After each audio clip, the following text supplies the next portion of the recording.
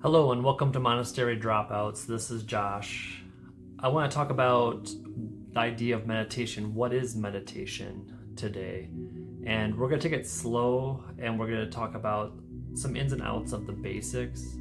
Lately, we've been talking about pure consciousness, what the witness is, entering divine states, and what the ground of being is.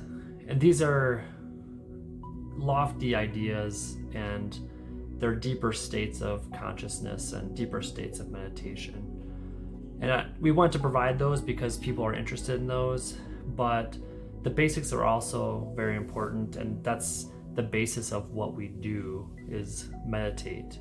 And so I just want to go into a few basic ideas about meditation. And first I want to talk about some immediate benefits of meditating. There's been a lot of research over the last 40-50 years, and I'll post a list right here, right there. And maybe I'll just fill out the whole screen. Reduced anxiety, more peacefulness, you have more space from your emotions.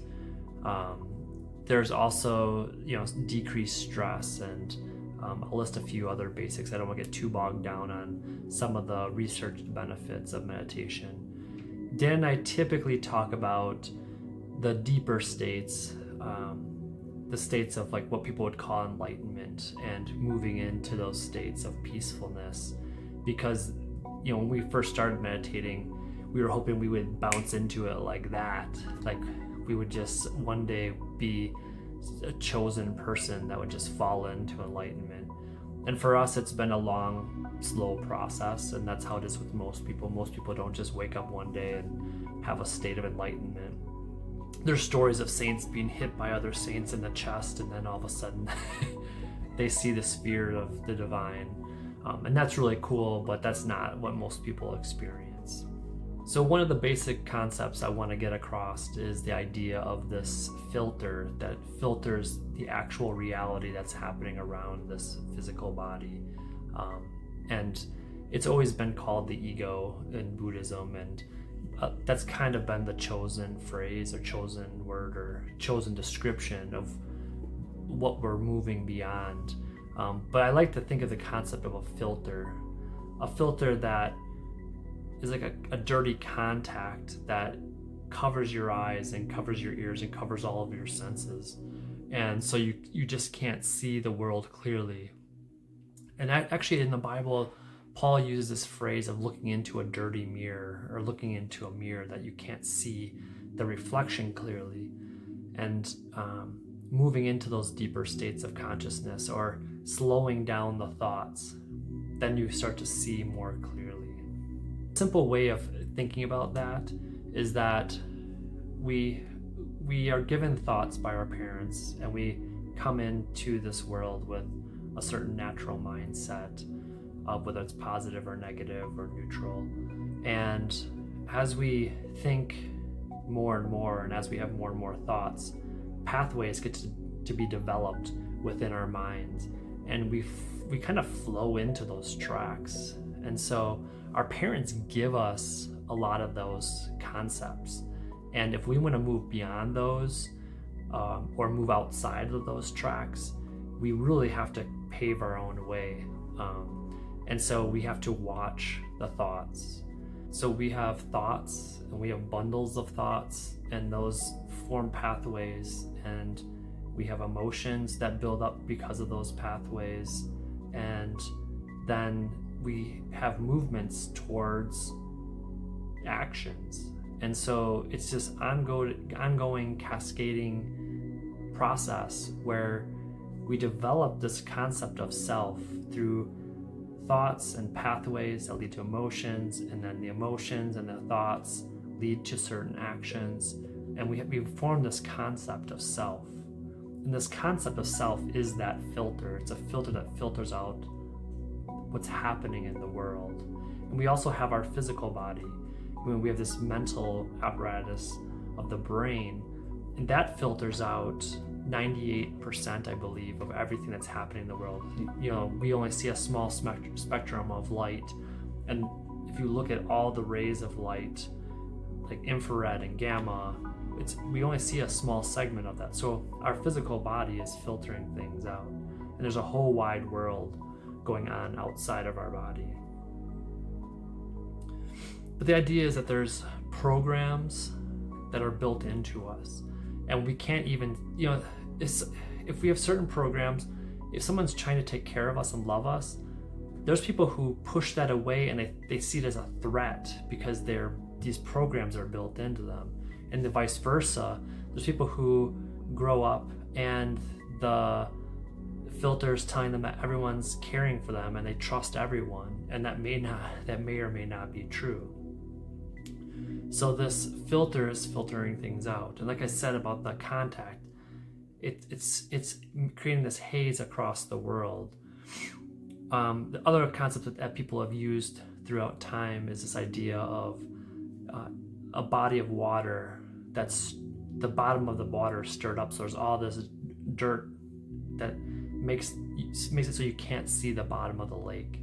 But if you slow things down and let it settle, then you can see clearly. Or there's a storm on a sea. We are the wave moving across the sea.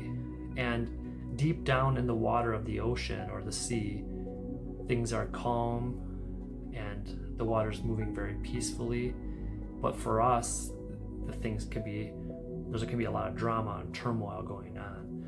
So the idea with meditation is that we're slowing things down.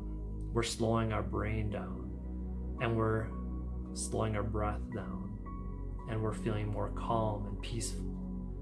And in that place, we can start to see gaps between the thoughts. We can see the gaps between the emotions, and we're just watching. We watch each thing, and there's no judgment there. There's no judgment. And when there's no judgment, and the thoughts are slowed down, in those gaps, there is expansion, there's peace, and there's a sense of unity and love that occurs. So how do you know that you're meditating? How do you know?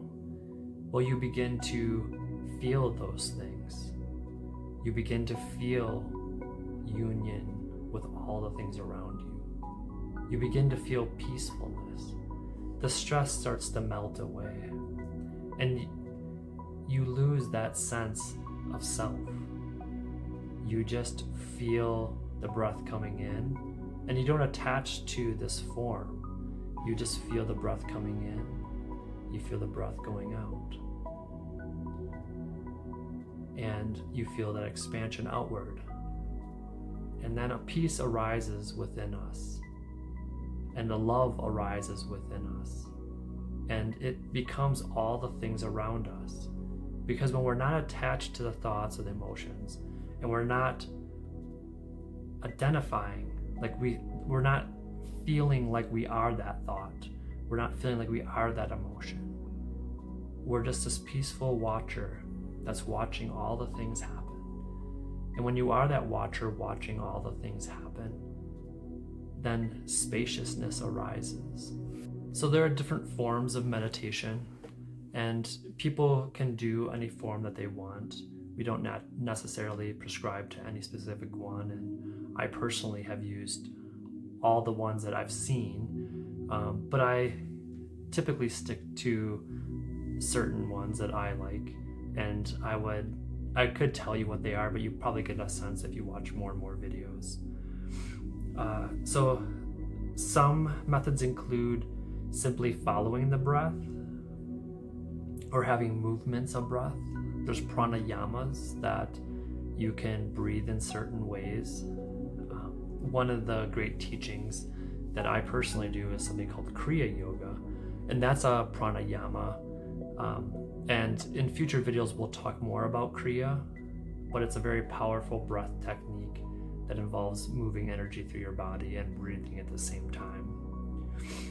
There's also mantras. That's one of my favorite things to do as well, is you repeat a phrase and you just keep repeating it over and over, and you think only of that. And because you're so laser focused on that one thought, when other thoughts arise, you can see them more clearly. So those different thoughts include breathing in peace and breathing out stress. So that a lot of times when you go to a yoga class, you'll start out the class or end the class just breathing in the peace and then breathing out the stress. And it's very, very relaxing. I use other mantras. There's famous ones that the Buddhists do for wishing peace upon all beings, for hoping and wishing that all beings find exit from suffering. And those are very, very beautiful. There's loving kindness meditations where you focus on loving all beings. There's also guided meditations. There's meditations where you do body scans. You just move energy up and down your body and you watch your body in different parts of your body. And then just simple stuff as visualizations and focused attentions, or just observing things very clearly. For instance, when you eat a meal, you chew very slowly and you just enjoy every sense of smelling the food and tasting the food. And what that does is it keeps you very, very present. So those are just a few basics. There's other ones too, but those are a few of the basic ones. The idea behind the meditation is that you're moving from doing things or becoming thoughts and emotions to being. You become being. So you're stopping, you're recognizing that you're there. So that's a big step in meditation, is moving from becoming thoughts or desires or aversions and moving away from those judgments and recognizing that you're there. You are here now.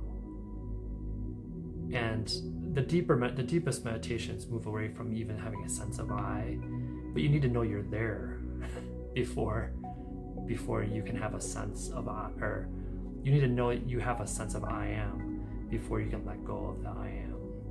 So a lot of times we talk about these ideas of the witness state, but even the deepest teachings of the Buddha, he mentions that if you think that you're the witness, then you aren't in the true state. You have to recognize that there's just witnessing going on. There is no seer, there's just seeing. And all the sense of the self fades away. But in the beginning stages of meditation, we're just slowing the thoughts so that that filter can evaporate so we can see the underlying reality. When you recognize that you are there, you start to realize that you are not the mind, you are not thoughts, you are not emotions, you're not the past, you're not the future, you're not things. And you begin to ask yourself, what are you? What are you without the thoughts? What are you without things? What are you without the emotions that you've been trained to feel? What are you without interactions with other people? What are you without your job or your nation or your family? If you don't have those things, what is left? And what is left is this, well, I guess you should ask yourself, that is actually a meditation in itself. When all things fade away, what is left? So eventually in meditation, very few thoughts and emotions arise. And when they do arise, you're watching them and they become fascinating and they become peaceful and blissful, no matter what they are, positive or negative. Because there is no judgment in that deeper sense of meditation. And eventually even the meditation stops and there's just being and movement, and there's something watching it, but that something has merged into all those things. Subject, object, and action have merged into one thing, and that's what you end up being after meditation stops. Subject creates objects, and objects create subject, and the action in between. But at some point, they all merge into a single thing, and that is what enlightenment is. Eventually, you are being. All is being. And there's only union, oneness, spaciousness. And so I hope that gives you some idea of what meditation is. The idea is that there's a filter blocking our minds. There's a filter blocking our sense of self and our consciousness. And if we slow down, slow, then a new world opens up. That new world that opens up is like if you're a wave on a sea.